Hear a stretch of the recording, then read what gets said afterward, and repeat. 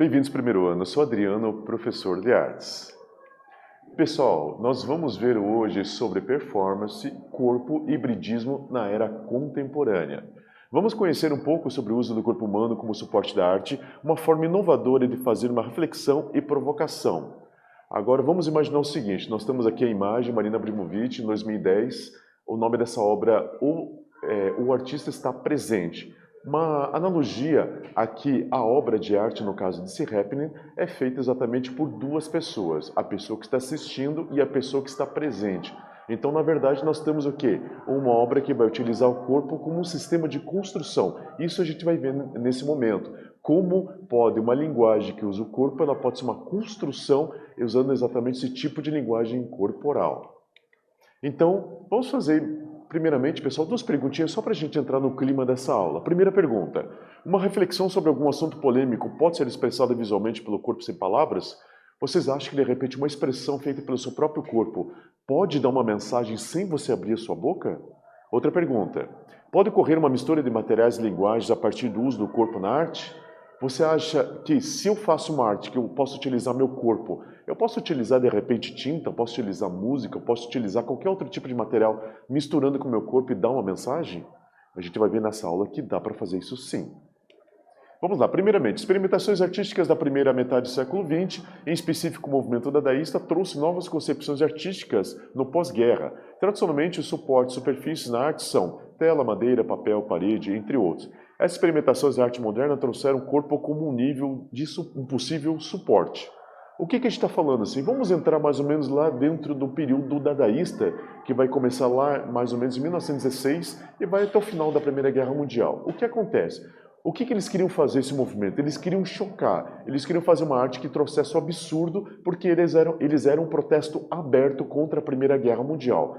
Com esse protesto aberto, qual que é a melhor forma de você fazer uma arte que choca? Por que não utilizar o corpo? Como era uma arte muito lúdica, ou seja, eles faziam uma brincadeira exatamente para confrontar com verdades, eles começaram a usar o corpo. Então o corpo se tornou o quê? Um suporte, no caso. A superfície, quando você tem um elemento bidimensional, altura e largura. O suporte, quando você tem o suporte é quando existe uma superfície tridimensional, ou seja, você tem altura, largura e profundidade. Então, com isso, o próprio corpo se tornou como se fosse uma tela em branco.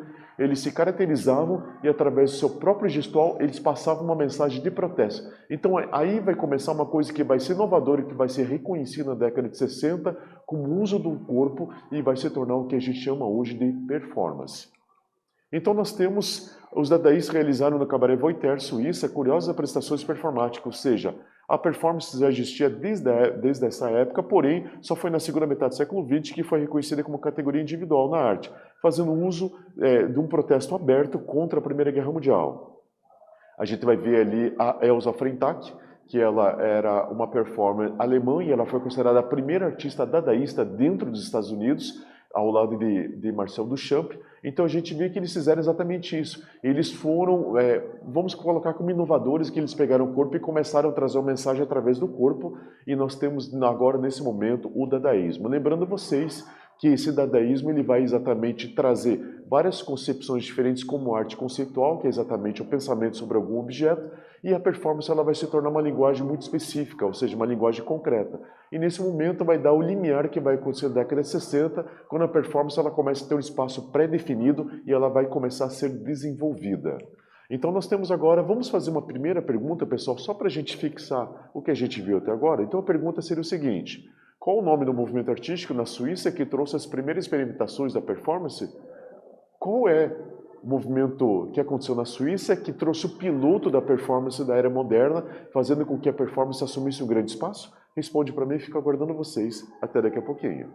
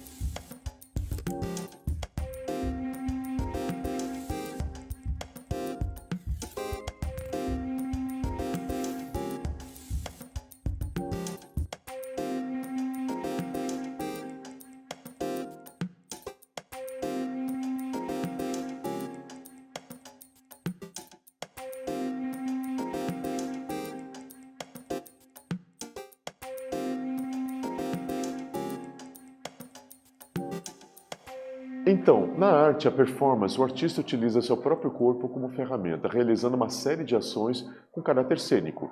Ele muitas vezes é tido como uma manifestação de caráter híbrido, pois pode integrar outras linguagens artísticas em conjunto, como música, artes visuais, tinta, argila, entre outros, e o teatro, coreografia e improviso. A gente está vendo aqui a Ives Klein nessa fotografia. Ele está pegando o corpo de uma modelo e ele está pintando com um azul, que é o azul Klein Internacional, que é o azul que ele mesmo patenteou. Então, nesse momento, ele está pegando essa modelo e vai utilizar ela como se fosse um carimbo. O nome disso é antropometria, ou seja, no momento que você pega o próprio corpo da pessoa, que é o modelo, e você utiliza como carimbo sobre a tela branca. Então, a movimentação dessa pessoa sobre a tela vai fazer uma impressão como se fosse uma gravura.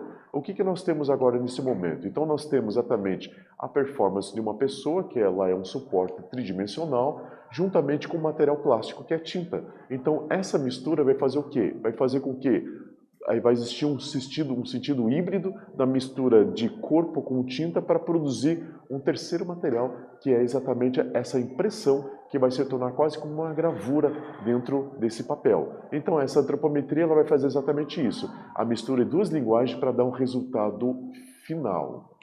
E nós temos também outro exemplo interessante dessas experimentações que contribuíram para o desenvolvimento do hibridismo da performance é o artista Jackson Pollock. Ele aperfeiçoou um método de pintura chamado de dripping, no qual o seu corpo caminhando pela tela da pintura deixava gotejar a tinta sobre a superfície, uma relação gestual e corporal com o material. O que Jackson Pollock fez? Ele pegou toda aquela herança do surrealismo que nós tínhamos Max Ernst, que o surrealismo foi o maior laboratório de arte que existiu em todos os tempos. Ele pertenceu na vanguarda lá de 1924. E o que acontece? Ernst ele fez uma coisa chamada dripping, ou seja, ele pegava gotas de tinta através de pincel e ele espalhava na tela, fazendo aquele gotejamento. Década de 50, o Pollock ele começou a fazer um movimento que foi chamado de expressionismo abstrato. E esse expressionismo abstrato já em solo norte-americano, ele pegou esse dripping e ele aperfeiçoou um pouco mais. Por quê? Ele começou a pegar seu próprio corpo e fazer a movimentação. O próprio Pollock ele pegou a tela, ele tirou do cavalete tradicional e colocou no chão. Ele pegou muitas vezes latas de tinta e furava a parte de baixo das latas. Ele pegava essa lata e fazia essa lata girar em cima da própria tela, escorrendo a tinta, e muitas vezes ele pegava pincéis normais ou pincéis mais grossos, e ele mergulhava esse pincel dentro da tinta e no seu próprio corpo, e ele fazia como se fosse um pêndulo sobre essa tela, e ele caminhava sobre essa tela espalhando a tinta. Nesse movimento ele fazia quase que uma atuação performática, porque todo o movimento que existia na tela dependia da sua movimentação corporal, ou seja, através de seus braços, suas pernas, quando ele andava sobre a tela e fazia esses movimentos circulares, a tela começava a ter movimento. Tanto é que quando você vê um quadro do Pollock, você consegue ver exatamente o movimento da tinta e você vê os movimentos circulares que exatamente trazem a movimentação que ele fazia caminhada sobre a tela. Lembrando que essa caminhada ele ia fazendo essa movimentação corporal e conforme a tonalidade da movimentação corporal, você tinha respingos mais fortes, mais fracos, exatamente dava uma expressão dentro dessa tinta através da sua movimentação. E nós temos também outro caráter da performance, a sua parte efêmera. O que é efêmera? Efêmera significa que ela vai acontecer em pouco tempo. Então, ou seja, somente pode ser apreciada naquele momento, porém ela pode ser realizada com registros fotográficos ou em vídeo. Em vias gerais, a performance busca chocar e ser provocativa, a fim de criar reflexões sobre quem presencia. Ela também pode ter um caráter de críticas sociais e políticas. A performance, o que é propriamente dita? É quando, vamos colocar assim, o performer, ou seja, o artista, ele vai fazer uma movimentação, uma representação sem a participação do público. Ou seja, o público ele pode assistir, se quiser, ao vivo, ou ele pode assistir isso através de vídeo ou através de fotografia. Então não há necessidade do público estar presente, mas o performance faz essa apresentação. E essa performance, ela é efêmera, ou seja, ela vai funcionar por um curto espaço de tempo, depois ela termina, ela pode ser repetida umas outras vezes, mas nunca vai ser uma coisa igual. Sempre vai ter uma pequena modificação pelo fato mesmo da própria pessoa estar fazendo uma mesma ação, mas ela pode estar em ambientes diferentes. Nesse caso aqui, a Marina Abramovic e seu esposo lá, em década de 80, eles estão fazendo uma performance chamada Força e Repouso, no qual a própria Marina, ela segura o arco ao contrário, ela inclina seu corpo para trás em 45 graus, enquanto o Lai, seu esposo, também inclina o corpo em 45 graus, segurando exatamente o arco. Ou seja, se o Lai, que é o homem, ele soltar aquela flecha, ela vai atravessar o corpo da Marina e ela vai falecer no mesmo momento, com certeza. Então, quer dizer, é uma confiança mútua que os dois estão se sujeitando a essa força. Qual que é a temática? A temática é exatamente isso que a gente acabou de falar. A sujeição, exatamente o compartilhamento de alguma coisa com outra pessoa, ou confiar em outra pessoa. Então esse senso de confiança está sendo representado por essa ação que é feita através do próprio corpo das duas pessoas. É uma ação que não pode ser feita por muito tempo, porque a pessoa não tem tanta força para aguentar, porque o arco é um pouco pesado. Então foi uma coisa que aconteceu, se não me engano, em torno de 30 minutos, terminou a performance e foi registrada através de fotografia nesse caso, e se não me engano também foi feita filmagem. Mas isso vem a público exatamente através dessa reprodução, então essa performance aconteceu dando essa expressão, vamos colocar como fosse visual. E nós temos outro exemplo de performance, a performance Também Quero Ser Sexy, da artista paulista Renata Felinto, em 2012. Lembrando que a Renata Felinto, ela é uma pesquisadora de arte, ela é paulista, teve seu doutorado, se não me engano, em São Paulo também, e ela faz exatamente esse choque com relação à sociedade. Ela atua hoje na Universidade Regional de Cariri, lá no Ceará, onde ela está atuando até hoje. Então ela criou uma caracterização do seu corpo em oposição de que fato ela é, no caso ela é uma mulher negra. Após sua caracterização, ela sai para caminhar na rua Oscar Freire, em São Paulo, local representativo da classe média paulista. Tal performance traz uma reflexão provocativa. Qual que era a temática do doutorado da professora Renata? Ela exatamente falou sobre essa questão do homem negro à sociedade, da mulher negra à sociedade. Ela é uma pesquisadora ativista da conscientização negra e ela traz exatamente isso, com relação a esse choque da sociedade com relação ao homem e à mulher negra. Então isso, ela faz essa caracterização vestindo-se como fosse uma mulher branca, uma mulher loira, pode ver, e ela sai nos ambientes requintados de São Paulo para dar exatamente esse choque. Ela chega no restaurante caro, ela chega no spa, ela chega no restaurante onde que tem mais pessoas brancas estão nesse local e ela quer ver a reação dessas pessoas quando uma pessoa negra ela está caracterizada como se fosse uma pessoa branca. Então ela faz exatamente esse contraste social para ela ter uma reação com relação a essa performance que ela faz, ok? Vamos fazer uma segunda pergunta, pessoal, só para a gente fixar o que a gente viu até agora. A pergunta é, qual o nome da técnica que o pintor Jackson Pollock fazia uso, cuja performance corporal era essencial para que ela acontecesse? Você lembra que eu falei para vocês, Jackson Pollock, além de artista visual, que ele era um pintor, ele era quase um performance, que por acaso, quando ele fazia essas pinturas, muitas vezes as pessoas iam no seu estúdio para poder assistir o que ele estava fazendo. E ele fazia o corpo como parte de toda essa criação artística que ele tinha. Qual o nome dessa técnica que ele estava utilizando nesse momento? Escreve para mim, eu estou aguardando vocês. Até daqui a pouquinho. Tchau, tchau.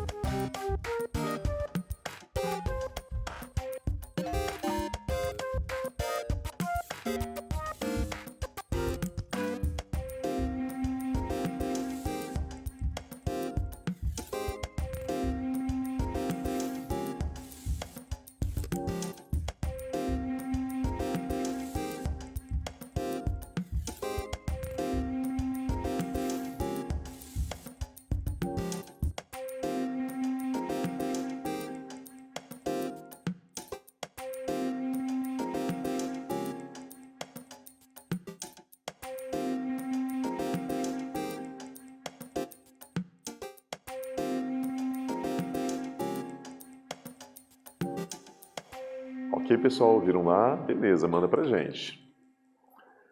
O que nós vimos? Nós vimos que a performance trouxe inovação para a arte e começou com um protesto à Primeira Guerra Mundial e acabou tomando um tom de protesto do mundo contemporâneo, trazendo uma reflexão provocativa para a sociedade.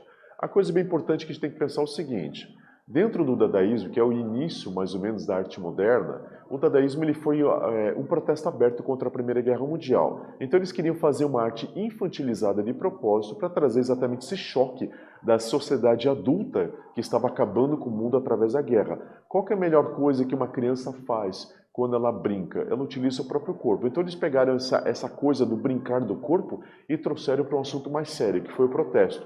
Deu muito certo. Lembrando a vocês que a performance é uma coisa que existe desde o começo do homem, desde a época rupestre, que é exatamente uma representação para o seu corpo de alguma coisa, porque ele quer representar. É uma teatralidade, vamos colocar dessa forma. O dadaísmo começa já um caminho muito sério. Ele começa a trazer o corpo como uma forma de protesto muito aberto.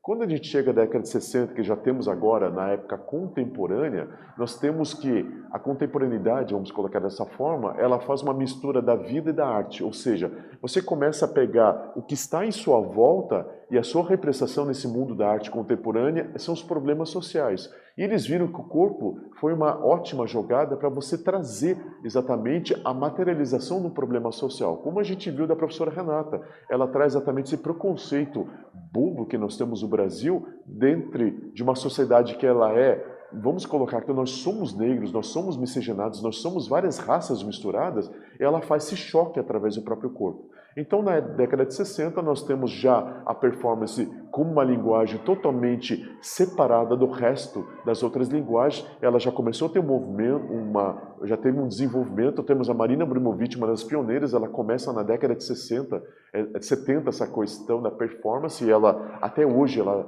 ainda trabalha essa linguagem. Então, nós temos uma coisa bem séria, utilizando o corpo como uma tela em branco. E esse corpo vai pegar o quê? Vai pegar todos os problemas sociais que nós temos e vai materializar no seu corpo, trazendo exatamente essa linguagem direta das pessoas, que ela vai ver uma representação sem palavras, pegando a mistura de várias linguagens, pegando artes visuais, música, o próprio teatro, fazendo toda essa mistura e trazendo uma mensagem que ela é o quê? Visual corporal. E é uma coisa que é uma leitura muito rápida quando você vê um corpo. E essa foi a grande virada que nós temos na performance nos dias de hoje.